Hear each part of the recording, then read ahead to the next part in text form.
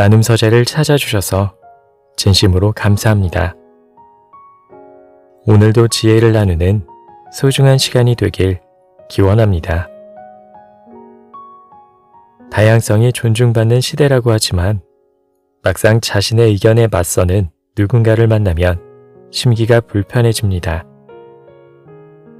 같은 상황도 보는 이에 따라 해석이 다르기에 의견은 나뉠 수밖에 없는데도 말입니다. 다른 것은 틀린 것이 아닙니다. 누군가는 당신이 상상할 수 없는 결정을 내리기도 하지만 그에게는 그것이 최선의 선택인 것입니다. 나와 다름을 불편하게 여겨 한마디 던지는 순간 관계는 어긋나기 시작합니다. 그러니 충고는 신중히 해야 합니다. 가까운 사람일수록 더더욱 말입니다. 오늘은 이와 관련된 생각 나눔과 함께 책 현명한 사람은 삶의 무게를 분산한다에 실려있는 이야기를 들려드리겠습니다.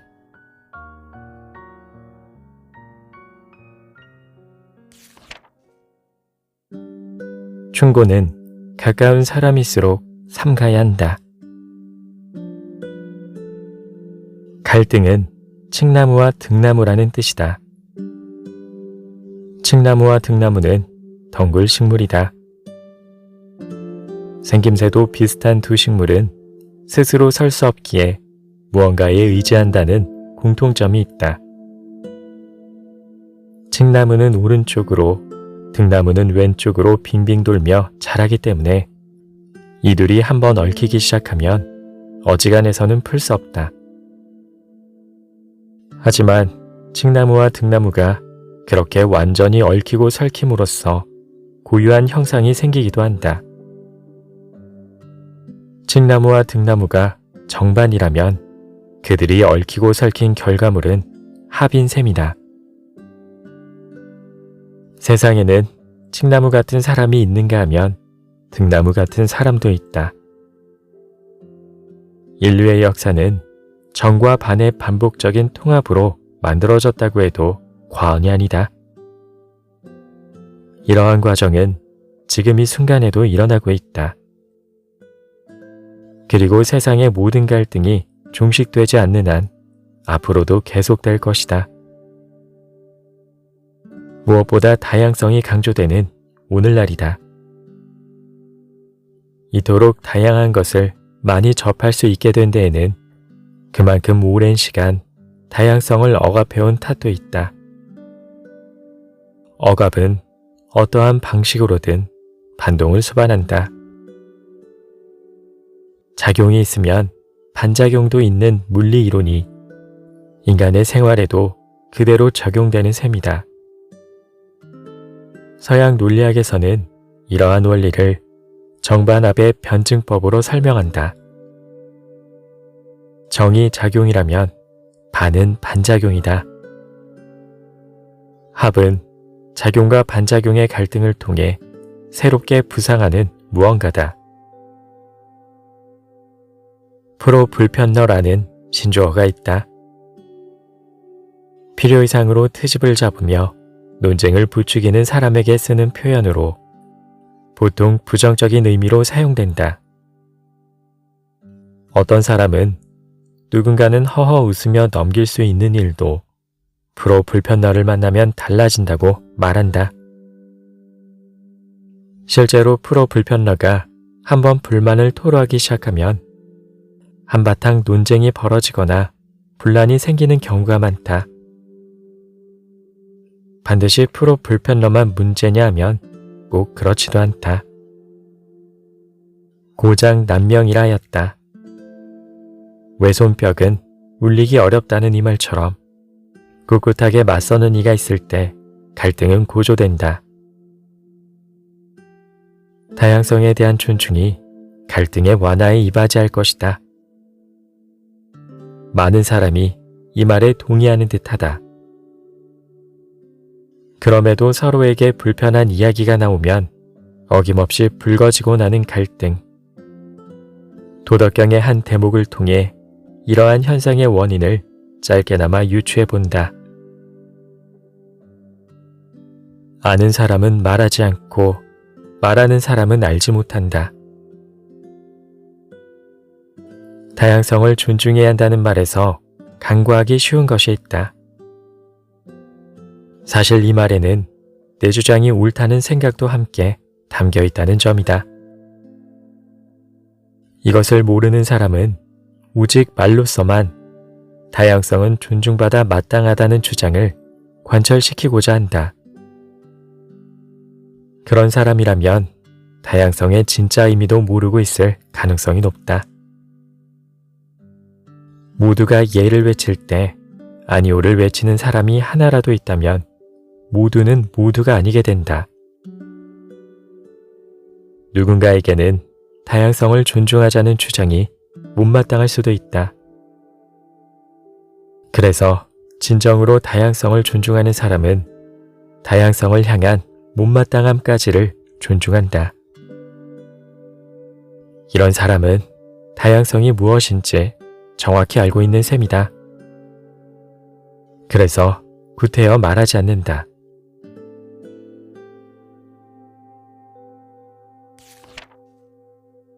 쓴맛을 좋아하는 사람은 없다. 정문일침은 정수리에 침을 놓는다는 뜻으로 따끔하지만 행실에 도움이 되는 충고나 조언, 교훈을 뜻한다. 누군가가 정문일침을 놓거나 맞는 모습을 보고 있자면 사이다를 마신 것처럼 시원한 느낌이 들기도 한다. 하지만 사이다를 찾게 되는 이유가 톡 쏘는 맛 때문만은 아니다. 단맛도 있기에 많은 사람이 사이다를 즐겨 마신다. 만일 사이다에 단맛은 없고 톡 쏘는 맛만 있다면 사이다는 지금과 같은 평가를 받지 못했을 것이다. 정문일침도 마찬가지다. 침을 맞게 되면 행실에 대한 고찰보다 먼저 엄습하는 것이 있다. 바로 따끔한 통증이다. 공자에 관한 기록을 모은 책 공자 가의의 6본에는 이런 대목이 실려 있다. 약술은 입에 쓰지만 병에 이롭고 충고하는 말은 귀에 거슬리지만 행실에 이롭다. 약술이 병에 이롭고 충고가 행실의 이로움을 모르는 사람은 없다. 하지만 병세의 진정보다 쓴맛이 먼저 오고 행실의 교정보다 거슬림이 먼저 옴을 모르는 사람은 의외로 많은 듯하다. 충고를 받을 때 가장 먼저 드는 감정은 거슬림이다. 좋은 말도 3번 하면 듣기 싫다고 하였다. 하물며 귀에 거슬리는 충고를 즐기는 사람이 있을 리 없다. 그런 사람이 있다면 실제로는 한 귀로 듣고 한 귀로 흘리는 사람일 가능성이 높다. 자유가 말했다. 임금을 섬기며 자주 간하면 욕을 당하게 되고 친구 사이에 자주 충고하면 멀어지게 된다. 논어 2인. 부모를 섬기되 은밀하게 간해야 한다. 논어 2인. 임금이나 부모는 윗사람에 대한 상징으로 볼 수 있다. 상관, 선배, 연장자나 학렬이 위인 사람에게 별 생각 없이 던지는 충고는 자칫 모욕감을 유발할 수 있다. 넌 나에게 모욕감을 줬어 라는 대사로 유명한 영화 달콤한 인생의 주인공은 자신의 보스에게 모욕감을 느끼게 한 결과 씁쓸한 죽음을 맞이했다. 충고 좀 했기로써니 그게 죽을 죄가 되느냐고 반문할 수도 있다. 요지는 죄목을 적용하는 일이 대개 윗사람의 속아닌 경우가 많다는 것이다. 친구나 동료 등 수평적인 관계 역시 별반 다르지 않다. 기본적으로 충고에는 내가 옳고 당신이 틀렸다는 생각이 배어 있다. 충고를 해서 들을 정도의 사람이면 스스로 말이나 행동을 조심한다.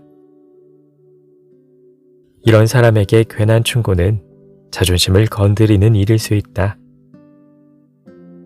하지만 자주 충고하고 싶다는 생각이 들게 하는 사람은 자신의 말과 행동에 문제가 있는지 모르는 경우가 많다. 그러므로 충고를 하더라도 개선은커녕 관계만 멀어질 뿐이다. 어쩌면 가장 위대한 충고는 충고하고 싶다는 충동에 사로잡힌 스스로를 타이르는 것인지도 모른다. 상대방이 충고였음을 알아차리지 못하도록 넌지시 말할 자신이 없다면 그 관계를 포기할 각오도 어느 정도는 되어 있어야 한다.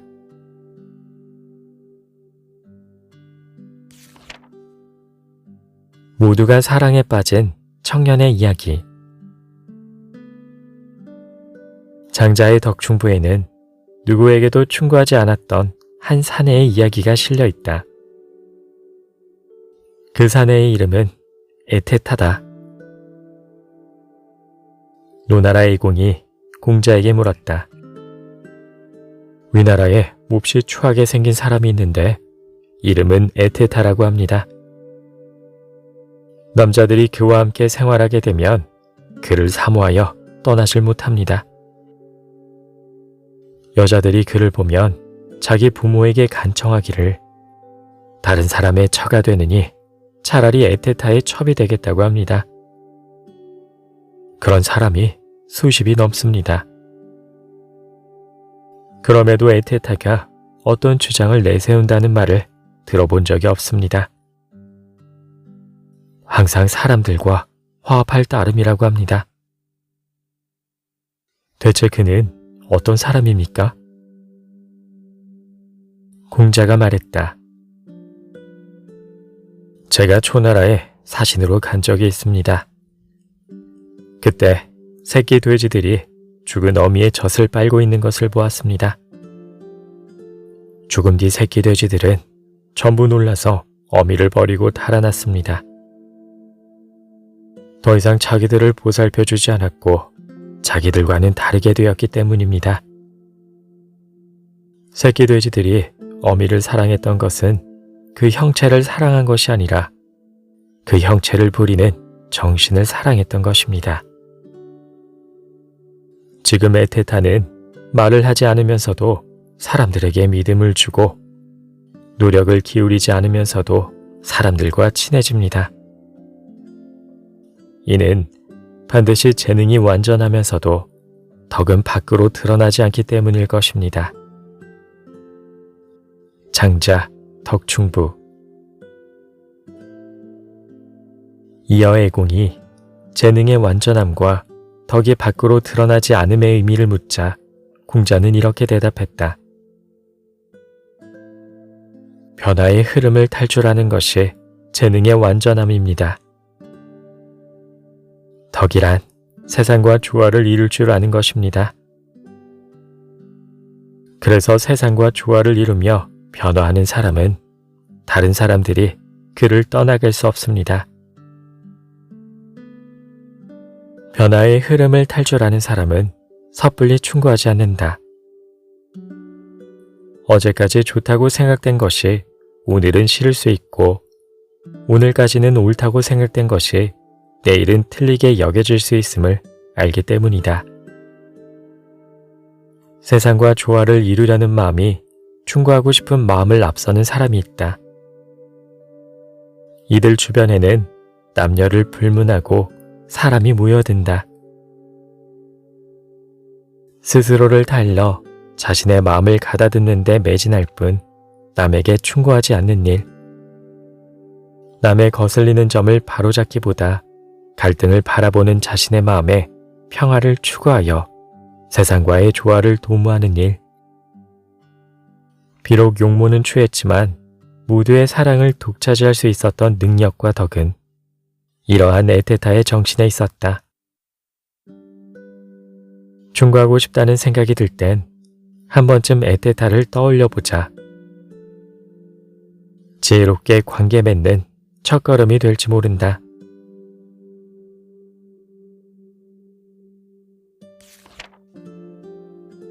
이야기 잘 들으셨나요? 이제 나와 다름을 인정하고 받아들이는 연습을 해보십시오. 그동안 불편하게만 여겨진 인간관계가 물 흐르듯 유연해질 겁니다.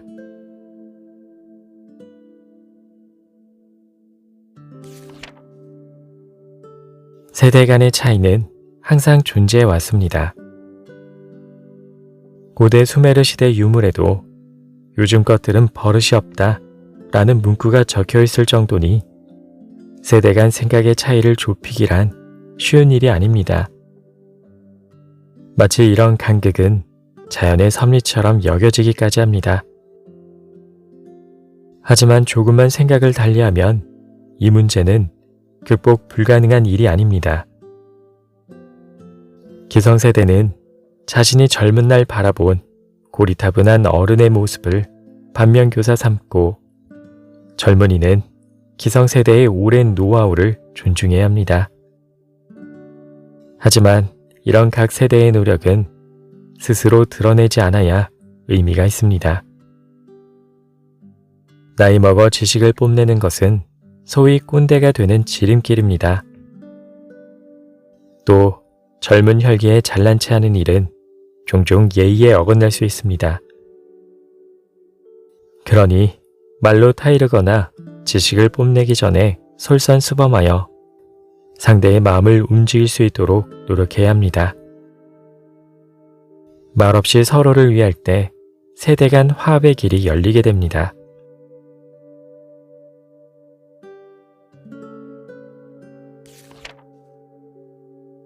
어떻게 나이 들 것인가?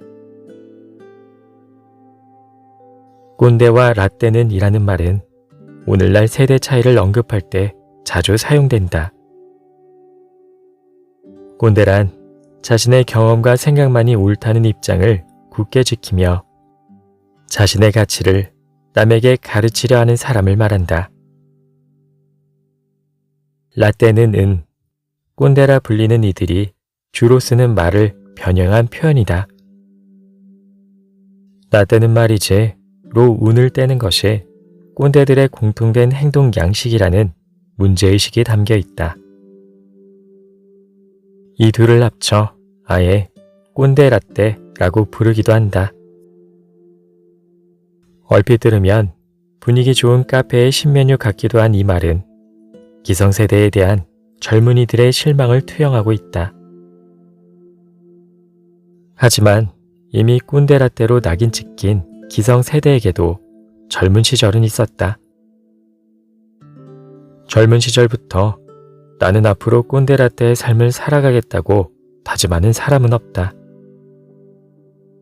주어진 환경이 다르다 보니 각자 열심히 살았을 뿐인데도 어느 순간 생각의 차이가 생긴 것이다.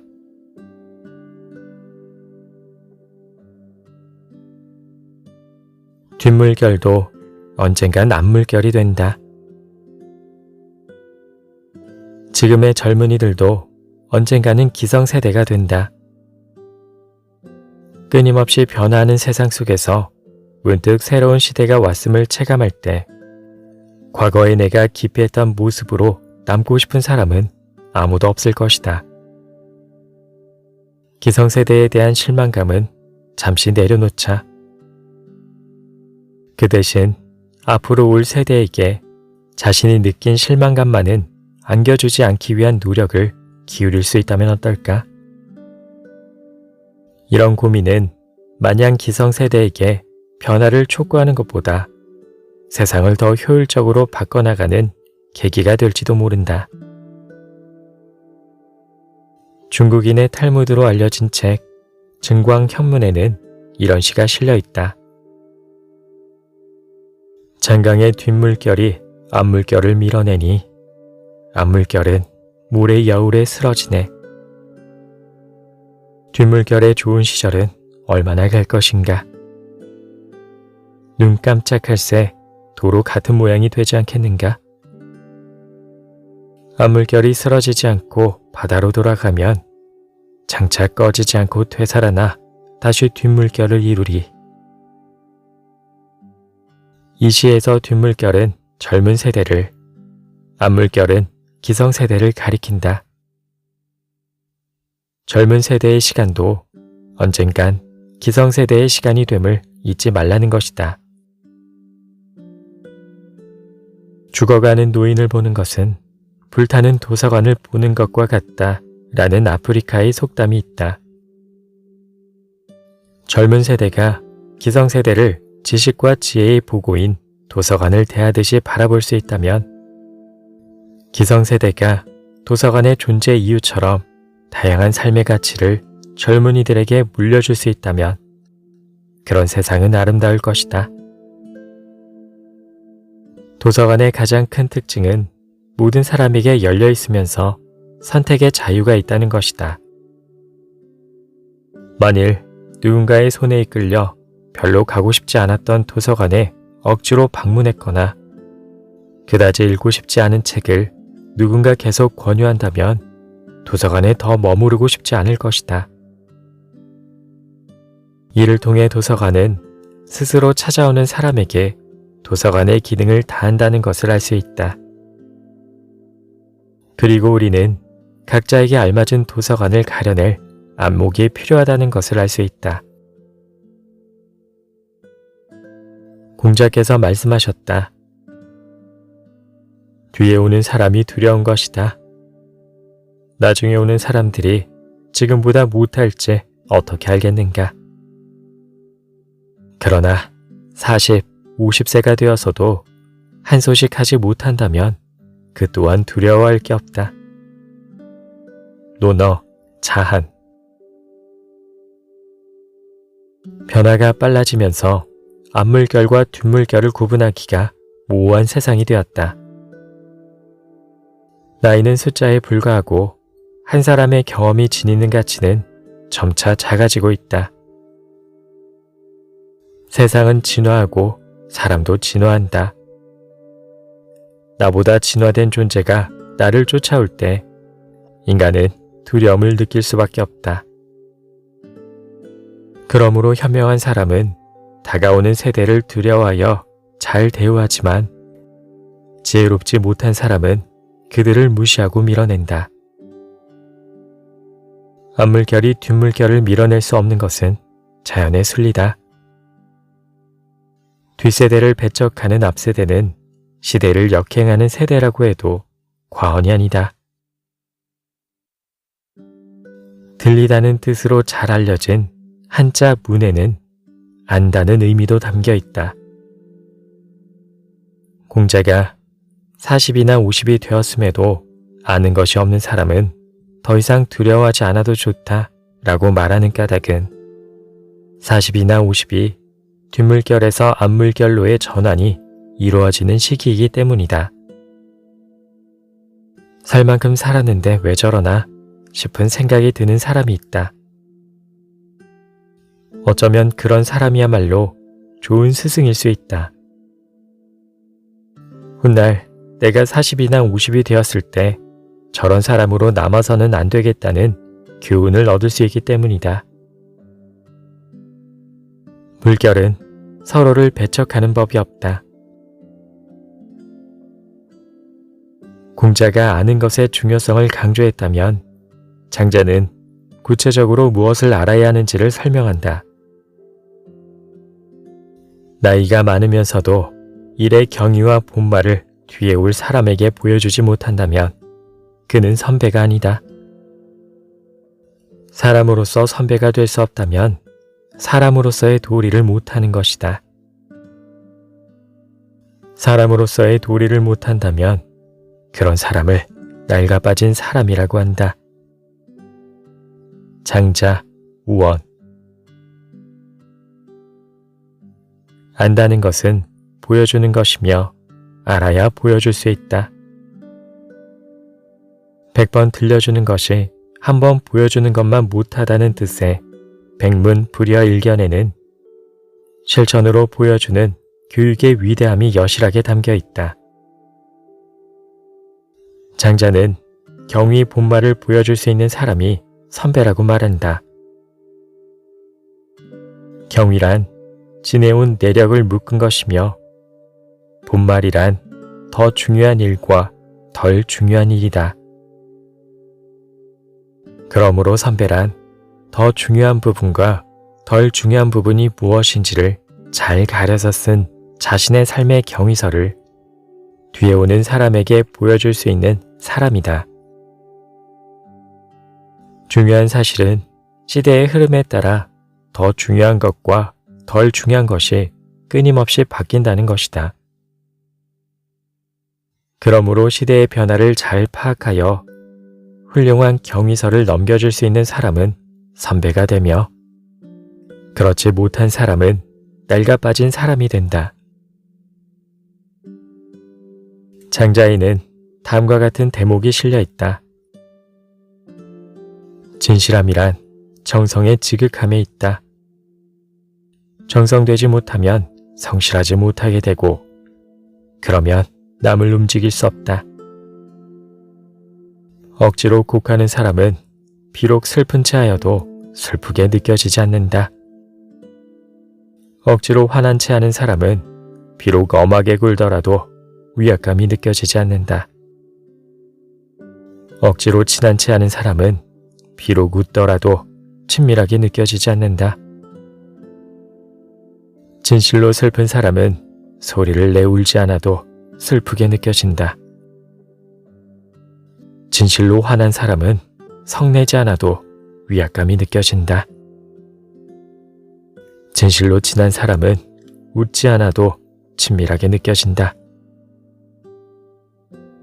내면에 진실함이 있는 사람은 정신이 밖으로 발동된다. 이것이 진실함이 귀중한 이유다. 장자, 어부. 선배와 꼰대의 차이는 정성스럽고 진실한 마음에 있다. 남을 가르치고 나를 드러내고자 하는 마음이 앞선다면 그런 사람의 말과 행동에는 정성스러움과 진실함이 오롯이 담길 수 없다.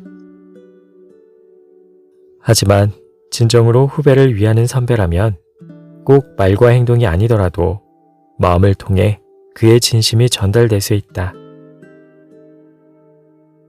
영원히 앞물결일 수도 없고 언제까지나 뒷물결일 수도 없다. 늘 앞선 사람도 없고 항상 뒤처진 사람도 없다. 모래톱에 쓰러지는 슬픔 대신 뒷물결을 진심으로 응원하는 기쁨에 사로잡힌 앞물결은 바다로 돌아가 새로운 뒷물결을 이룰 것이다. 빨리 앞물결을 밀어내야겠다는 조바심 대신 아직 파도를 이루지 못한 물방울들에게 진심으로 좋은 모습을 보여주려는 뒷물결은 아름다운 바다를 만드는데 이바지할 것이다. 물결이 서로를 배척하여 갈라지는 법은 없다. 앞물결과 뒷물결이 조화롭게 일렁이는 세상. 앞서간 사람과 뒤따르는 사람이 화합할 수 있는 세상. 서로 끊임없이 배워나갈 수만 있다면 얼마든지 그런 세상을 꿈꿀 수 있다.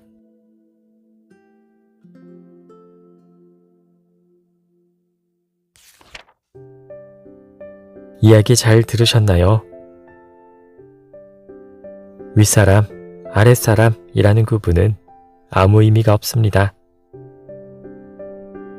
누구에게든 배울 수 있다는 마음으로 솔선수범하면 나이는 중요하지 않기 때문입니다. 모두가 그런 마음으로 나이를 먹어간다면 세대 간 갈등은 사라질 것입니다. 끝까지 함께 해주셔서 감사합니다.